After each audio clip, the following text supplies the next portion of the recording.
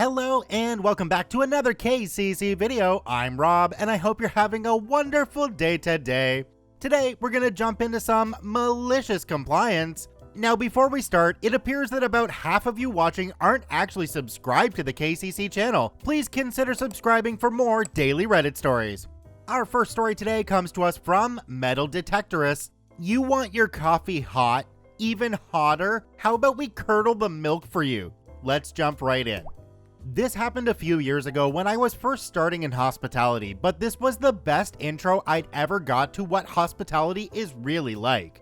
It was the afternoon, and my boss was already in a cranky mood because he was teaching a 17-year-old how to use the coffee machine, which would drive anyone mad. A woman came in and ordered a dine-in coffee extra hot. He let me do the coffee while he went out back, and I made the milk to 75 Celsius. For those who don't know, milk is steamed to around 65 Celsius, 149 Fahrenheit, so this should have been fine. She came back, I asked for extra hot, and this is lukewarm at best. I'm brand new at this, so my boss assumes I've made a mistake. I remake the coffee, showing him it's now at 80 degrees Celsius, 176 Fahrenheit. He tried a bit, burnt his mouth, and confirmed the thermometer was fine. I took it out to her, said sorry, and came back into a life lesson from my boss, saying that customers can sometimes tell when someone is new, so they prey on them. Again, the woman comes back. I come here all the time, and I have never been so disappointed, or something to that effect, and storms back to her table.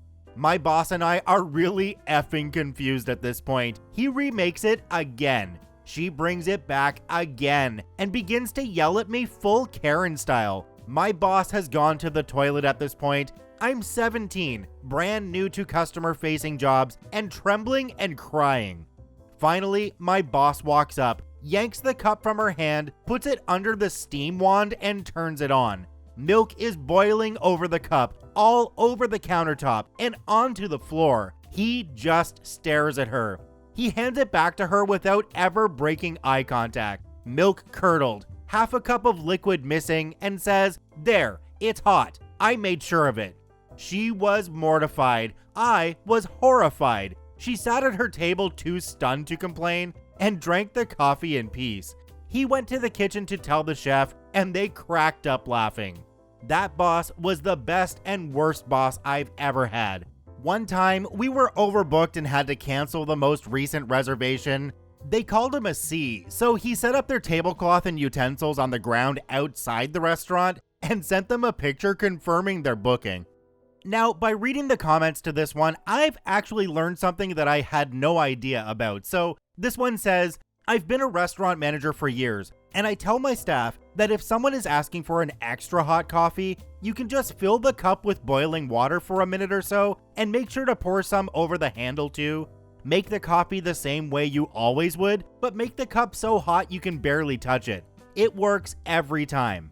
Some people just want to complain about stuff and feel like they're winning something by having servers bow to their silly demands, and it's rarely worth the time to do anything but let them feel like they're right when they're just being a pretentious idiot. Our second story today comes to us from Dipshit Patrol. Elderly man decides that it's not the correct medication if not branded and expensive. Let's jump right in. I work as a receptionist for a pretty popular doctor in my area, so I have my fair share of stories to tell of entitled and/or stupid people. But this by far is only one I've compiled maliciously for because I generally have a not my business, I'm just doing my job. The doctor I work for recently got injured and has been unable to work, so I work on a system with pharmacies and health insurance companies where me and the clinic nurse make and stamp any prescriptions and referrals to specialists, and they tend to the patient's needs while we get the paperwork signed by the doctor from his home. This particular patient has always been difficult since I started working.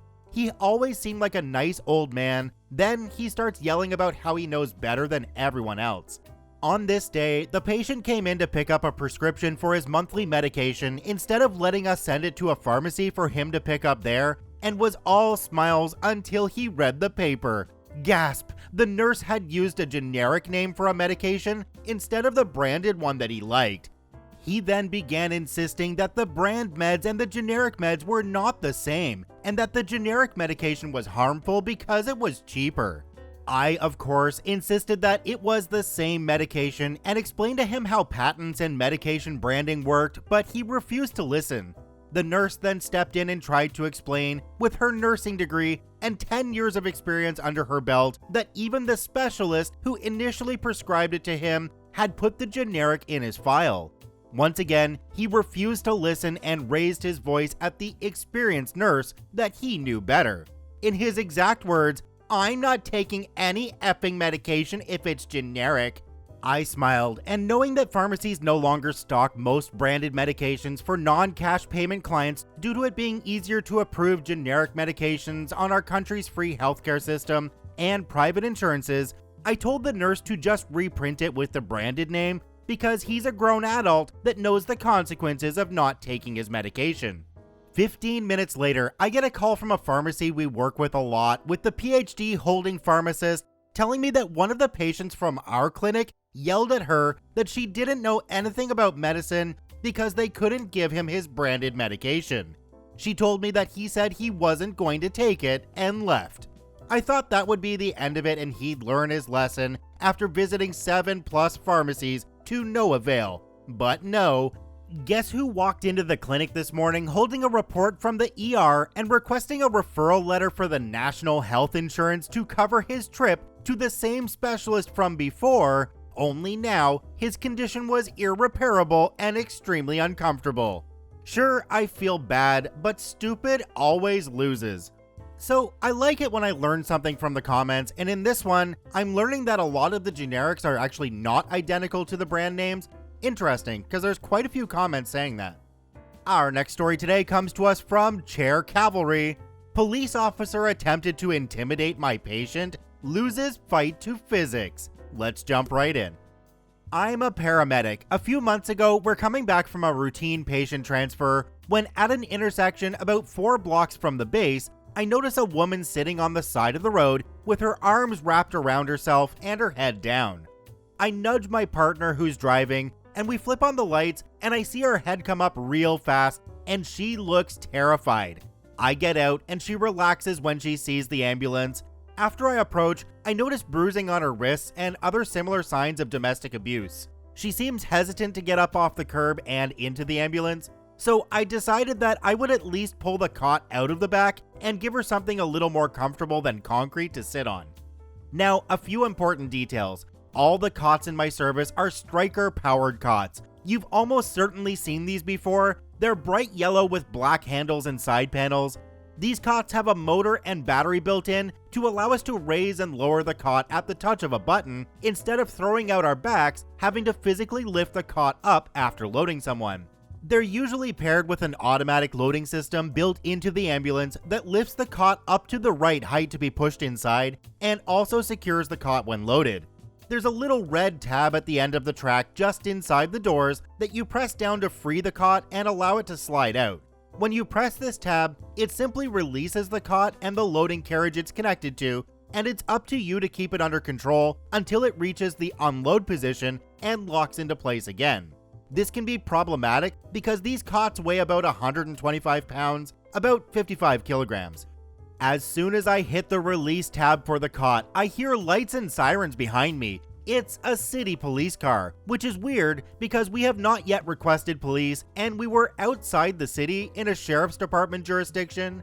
We merely informed dispatch that we were stopping to check on a woman at such and such intersection. The woman says something along the lines of, "Oh God, he's here," and moves faster than me, seeing free food being distributed at base. She dashes past me and pretty much hurls herself into the ambulance, sitting on the bench seat. The cop is approaching and he's pissed. I put 2 and 2 together and slam the ambulance door shut. Let's call this Police Officer Steve, or POS for short. Is she in there? Who? You know damn well who I'm talking about. You mean my patient? I'm afraid I haven't gotten a name yet. Open those doors. I need to talk to her. You're not using my rig as an interview room. You can talk to her at the hospital.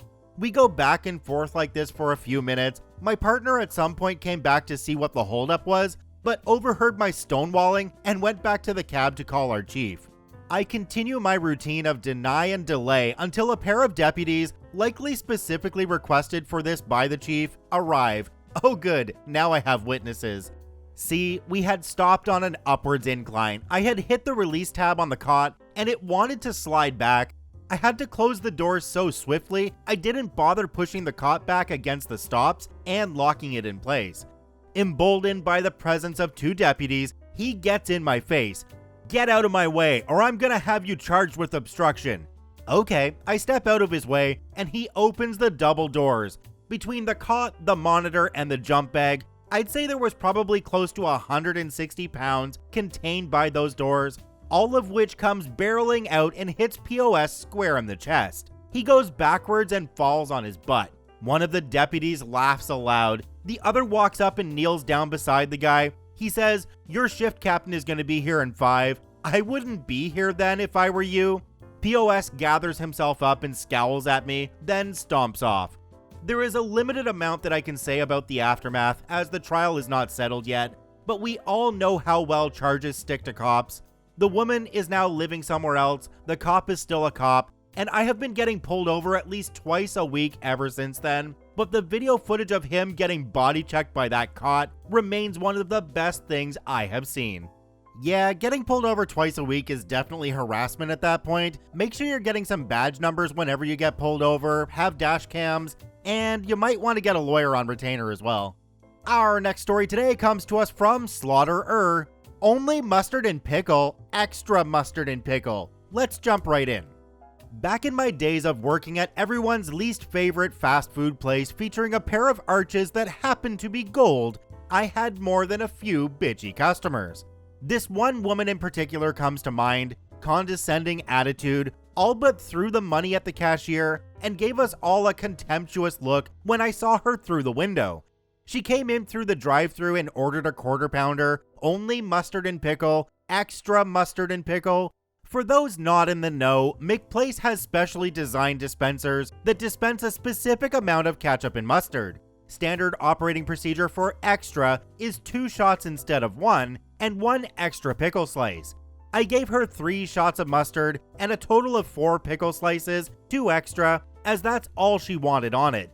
Cheese, beef, boxed and sent, and life continues on. Not 2 minutes later, the woman returns, irate and yelling about how she didn't get enough mustard and pickle. I had earned something of a reputation as a vindictive bastard. The shift manager looked me in the eye and nodded. That was all the encouragement I needed. I began remaking this woman's sandwich. I grabbed the mustard dispenser, grabbed it firmly, braced myself, and began beating on the dispense button like it owed me money. By the time I stopped, the mustard had spilled over the sides of the bun, and there was a solid ring of mustard around it in the box. Next came the pickles. I reached into the tub and pulled out the biggest handful of pickle I could manage and plopped it in the mustard puddle, spilling more into the box. And then I grabbed another, and another. There was a tower of pickle 4 inches high on this poor bun. Cheese, beef, squeeze into the box and sent. Never heard from her again. She was either pleased or decided it wasn't worth the fight. I hated that job. Moral of the story, don't be a C, especially not to the people who handle your food. I've gotta say, I think they got what they wanted, because if I got a burger that was just drenched in mustard and pickles, oh my gosh, that would make this fat boy happy. And with that, we're on to our last story, which comes to us from Catches Apple. Word by word, you got it. Let's jump right in. A little context before, I work for a company that does market research via telephone. We get a lot of different surveys from very different clients.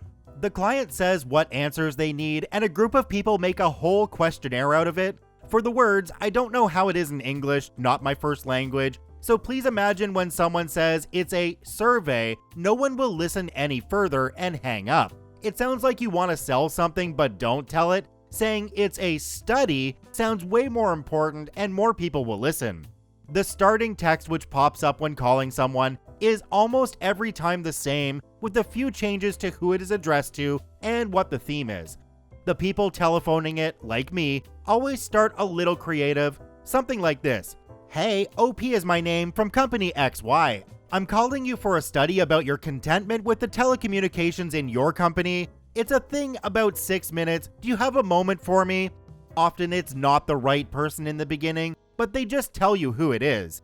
Now we got a new study about that thematic, telecommunications. The client demanded that they say how we start the call, and we have to read everything as it is written. They often say this, but never actually listen to our calls, so no big deal if you start normal as ever. But this special client listened to the calls very frequently. So my boss expected us all to read it word for word. The wording was something like this. Hello, my name is OP. I'm calling from company XY. We are a market research company, so we don't want to sell or offer you something. Today, we are doing a survey in the companies about telecommunications. I want to speak to the person responsible for the telecommunication contracts in your company. Who is that? So we first did our normal text, but got very angry calls and mails from the boss. Word by word, he said. So that's what we did. The numbers of interviews dropped heavily. Before I had about 8 to 10 a day, afterwards 1 to 2. After a week, we got another angry mail about us being so bad, the client being totally pissed. So we told the problem. When the person called heard survey, most of them just hung up. No chance to even explain what we do. A day later, we were told to do it the creative way we did before. We only had to read the questions in the questionnaire word by word, and the numbers went back to normal. That sounds about right. When you're asking a company to do a job for you, and that's all that company does, you'd think they'd know how to do it properly. So the question you have to ask yourself then is your script so important, or would you rather have results? Check out all 5 OPs linked in the description down below. I thank you for watching. Have a wonderful day, and we'll see you tomorrow.